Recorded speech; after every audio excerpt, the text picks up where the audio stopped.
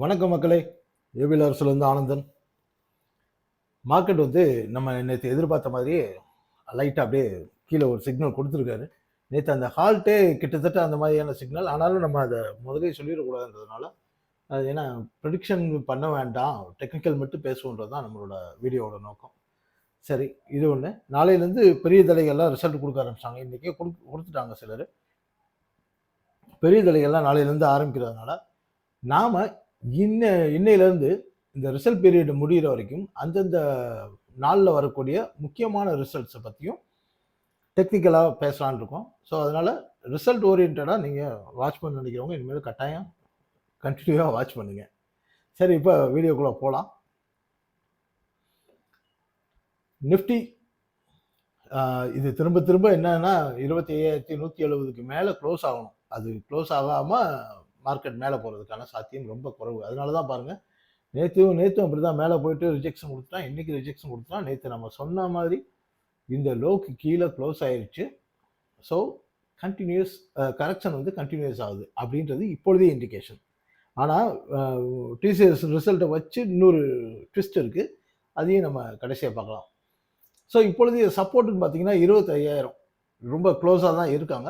25,000க்கு கீழே வந்தால் 24,830 வரைக்கும் வரலாம். அது இந்த வாரம் நடக்கிறதுக்கு வாய்ப்பு இருக்குது. மேலே க்ளோஸ் ஆச்சுன்னா, அதான் 25,200 தாண்டிச்சுன்னா அப்புறம் ஒன்றும் சொல்கிறதுக்கு ஒன்றுமே இல்லை. ஆல் டைம் ஹை தான். பிரேக் பண்ணி போயிட்டே இருக்கும். ஆனால் அதை உடைக்குதா இல்லையா, அதை தான் நம்ம இந்த மாதம் வீடியோலேயே சொல்லியிருந்தேன். அடுத்த வருஷம் மார்க்கெட்டை முடிவு பண்ண போகிறது இந்த மாதமாக இருக்கும் அப்படின்னு எதிர்பார்க்குறேன். ஒருவேளை இந்த மாதமும் கன்சல்டேஷனில் முடிஞ்சிச்சுன்னா அடுத்த மாதமாக இருக்கும். ஓகே, பேங்க் நிஃப்டியும் கிட்டத்தட்ட அப்படி தான் இருக்கார். 55,150லேருந்து 55,300 வரைக்கும் ரெசிஸ்டன்ஸ். கீழே 55,550. நேற்று 55,555ன்னு ஃபேன்சியாக போடணும். நிஜம் என்னென்னா 55,550. ஸோ இது சப்போர்ட்டு. இந்த தொடர்றதுக்கான வாய்ப்பு நிறைய இருக்குது நாளைக்கு வச்சோம்.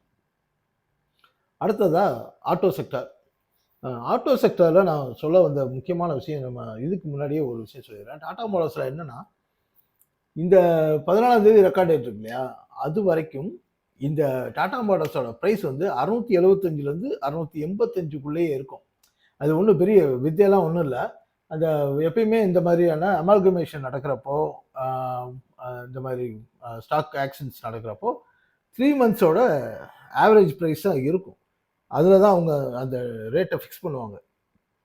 அவ்வளோதான், வேறு ஒன்றும் இல்லை.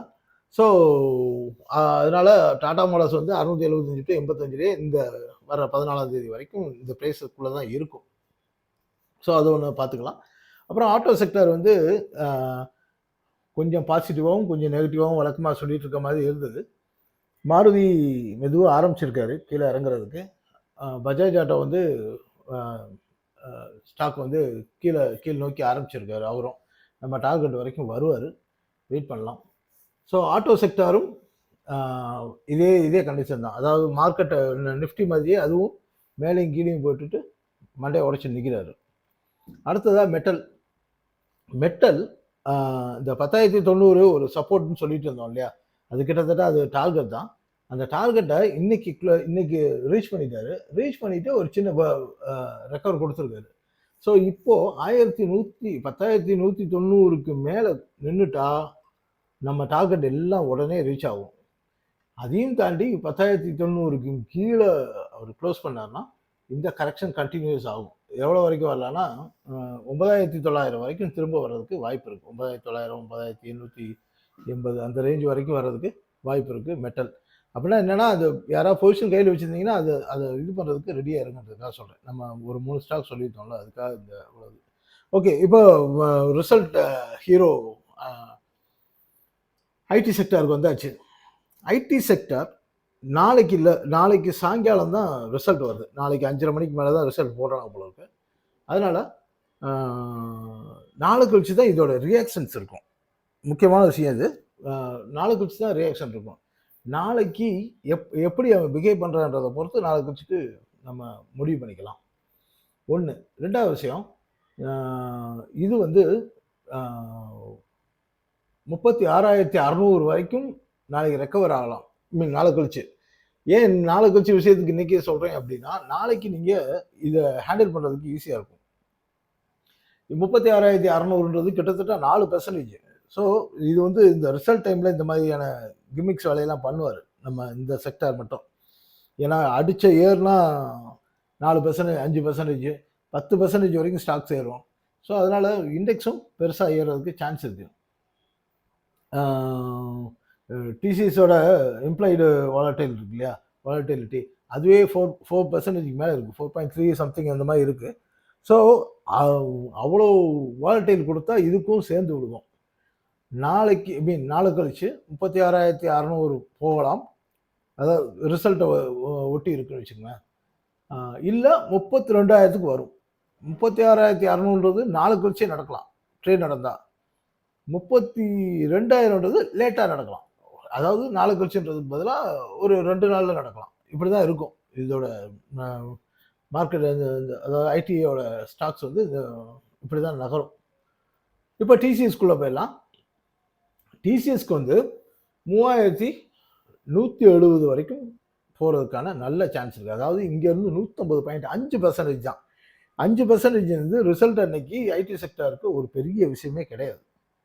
ஸோ அதான் இங்கே பாருங்கள், ஐவி வந்து எவ்வளோ இருக்குன்னு பாருங்கள், 4% மேலே இருக்குது. சொன்னேன் இல்லையா, இம்பைல்டு வாலட்டிலிட்டி வந்து 4.3% இருக்குது. ஸோ ஈஸியாக 5%ன்றது ஈஸியாக ரிசல்ட் அன்னைக்கு போகும்.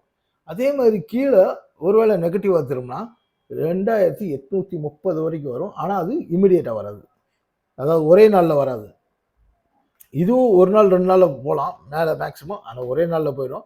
நெகட்டிவ்னா 2,830 அன்னைக்கே வரணும் கூட பெரிய அவசியம் இல்லை, வந்தாலும் ஆச்சரியப்படுறதுக்குள்ள. சரி, இப்போ இதை வந்து எப்படி ஹேண்டில் பண்ணலாம்? இப்போ கேஷில் பொசிஷன் வச்சுருக்கவங்க, நிறைய ஹெவியாக வச்சுருக்கவங்க, நீங்கள் அதுக்கேற்ற மாதிரி ஒரு ஹெட்ஜிங் போய்க்கலாம். இப்போ லாங் வச்சுருக்கீங்க அப்படின்னா, ரிஸ்க்காக இருக்குது அப்படின்னு நினச்சிங்கன்னா அதுக்கேற்ற மாதிரி ஹெட்ஜிங் போயிடலாம். நான் ஒரு சின்ன ஐடியா வச்சுருக்கேன், அது நீங்கள் கேட்குறது டிமாண்டை பொறுத்து இருக்கு. இல்லாட்டி தேவையில்லாமல் டைம் வேஸ்ட் பண்ண வேணாமேன்னு பார்க்குறேன். ஆப்ஷன்ஸை மட்டும் அன்னைக்கு ஒரு நாளைக்கு மட்டும், ஏன்னா மற்ற ஸ்டாக்ஸுக்கெல்லாம் நீங்கள் ஆப்ஷன் நான் எப்பயுமே சஜஸ்ட் பண்ண மாட்டேன். இதில் வந்து ஸ்டாங்கிலோ ஸ்டாடிலோ வச்சு நீங்கள் ஆப்ஷனில் நீங்கள் ட்ரேட் பண்ணலாம். ஒரு செக்யூராக ஒரு ப்ராஃபிட் கிடைக்கும், அதாவது எந்த பக்கம் போனாலும். ஏன்னா அந்த ஐவி இருக்கு இல்லையா, ஐவி தான் நாலு கழிச்சு உங்களுக்கு காசு கொடுக்க போகிறது. அது மார்க்கெட் எப்படி போனாலும் காசு கிடைக்கிற மாதிரி ஒரு ஸ்ட்ராட்டஜி சொல்லட்டுமா? அதை வந்து இப்பயே சொல்ல மாட்டேன். ஏன்னா நாளைக்கு மார்க்கெட் அது என்ன கண்டிஷனில் இருக்குன்றதை பொறுத்துட்டு அப்போ எந்த ஸ்ட்ரைக் ப்ரைஸில் எதை வாங்கலாம் எதை விற்கலான்றதை சொல்லலாம். ஸோ அது உங்களோட ரெக்யர்மெண்ட்டை பொறுத்து இருக்குது, நீங்கள் சொல்கிறத பொறுத்து தான் இருக்குது. ஏன்னா இல்லாட்டி அதுக்கு ஒரு மணி நேரம் 2 மணி நேரம் இந்த வீடியோ போடுறது ரொம்ப கஷ்டமாக தான் இருக்குது. இருந்தாலும் முடிஞ்ச அளவு முயற்சி பண்ணிட்டுருக்கேன். ஸோ நீங்கள் சொல்கிறத பொறுத்து இருக்குது. ஸோ டிசிஎஸ் வந்து 3,170, 2,830. இதான் இங்கே கொஸ்டின். நாளைக்கு ஓரளவுக்கு தெரிஞ்சு போயிடும் விஷயம். சரி, அடுத்து டாடா எல்சி வந்து ஒரு கரெக்ஷன் வந்து கரெக்ஷன் மோட்டில் தான் இருக்கு. இப்போ அதை தாண்டி ஒரு சின்ன பவுன்ஸ் பேக் நாளைக்கு ரிசல்ட் வர்றதை பொறுத்து ஓரளவுக்கு பாசிட்டிவ் இருந்துச்சுன்னா இது வந்து 5,730 வரைக்கும் போகலாம். அதாவது 300 பாயிண்ட்ன்றது இதில் கொஞ்சம் பெரிய நம்பர் தான் பார்க்குறதுக்கு. 7-8%, 6-7-8% ஏறலாம். பட் இந்த மாதிரி ஒரே நாளில் தூக்குறதுக்கான சான்ஸ் இருக்குது இவர்கிட்ட. அதனால் 5,720 வரைக்கும் கூட போகலாம். அந்த ஜோன் போகிறப்ப கையில் வச்சுருக்கவங்க ப்ராஃபிட்டை புக் பண்ணிக்கோங்க. ஏன்னா அதுக்கப்புறமா இந்த கரெக்ஷன் கண்டினியூ ஆக தான் போகுது. ஏன்னா இந்த சார்ட் பேட்டர்ன் அதான் சொல்லுது. அப்புறம் இப்போதைக்கு சப்போர்ட்னு பார்த்தீங்கன்னா 5,340, அதை உடைச்சா 5,170, அதையும் உடைச்சா கரெக்ஷன் கண்டினியூ ஆகும். இது டாடா எல்சியோட விஷயம். இதுவும் நாளைக்கு ஆஃப்டர் மார்க்கெட் தான் ரிசல்ட் போடுவாங்கன்னு நினைக்கிறேன். ஏன்னா டாடா குரூப் எல்லாமே அப்படி தான் போடுறாங்க. ஏன்னா ரத்தன் டாட்டாவோட நினைவு நாள் வருது நாளைக்கு. அதனால் என்ன பண்ணுவாங்க, அந்த மீட்டிங்லாம் வைக்க மாட்டாங்க அவங்க. அப்புறம் எங்கோ எலக்ட்ரோ அப்படின்றது ஒரு நாளைக்கு ரிசல்ட்டு. அது பாருங்கள், இந்த வட்டம் போட்டிருக்கேன்ல, நாளைக்கு தாங்க ரிசல்ட்டு. அண்ணன் இன்னைக்கு 20% ஏறி இருக்காரு. அப்போ என்ன அர்த்தம்? மேட்ரை யாரோ லீக் பண்ணிட்டாங்கன்னு அர்த்தம். ரிசல்ட்டை யாரோ லீக் பண்ணிட்டாங்க, இன்சைடர் நியூஸ் வந்துருச்சு அப்படின்னு அர்த்தம். அப்புறம் இந்த பேட்டர்ன் இருக்குல்ல, ஐலாண்ட் பேட்டர்ன், இந்த பேட்டர்ன் வந்து மார்க்கெட்டை பெருசாக தூக்கிட்டு போகிறதுக்கான பேட்டர்ன். அது என்னன்னா இங்கே சஸ்டெயின் ஆகணும். எங்கே சஸ்டெயின் ஆகணும்னா, இப்போ இந்த அ என்ன சொல்றது? அ இந்த 2400 இருக்கு இல்லையா? இந்த ஏரியாவுக்கு மேல நிக்கணும். நாளைக்கு அது கன்டினியூஸ் ஆச்சுன்னா, இந்த இந்த ராலி கன்டினியூஸ் ஆச்சு அப்படின்னா, 3000 வரைக்கும் போகுங்க. 3000 வரைக்கும் போறதுக்கு பெரிய சான்ஸ் இருக்கு. ஒரு நாளைக்கே இல்ல. அடுத்த ராலி வந்து 3000 நோக்கி போகும். ஒருவேளை கரெக்ஷன் வந்துச்சுன்னா, 1920 வரைக்கும் வர்றதுக்கு சான்ஸ் இருக்கு. ஸோ இந்த ஸ்டாக் ரொம்ப வ வால்யூம் வந்து ஒரு பெரிய வால்யூம்லாம் இல்ல. சுமாரான வால்யூமா தான் இருக்கு.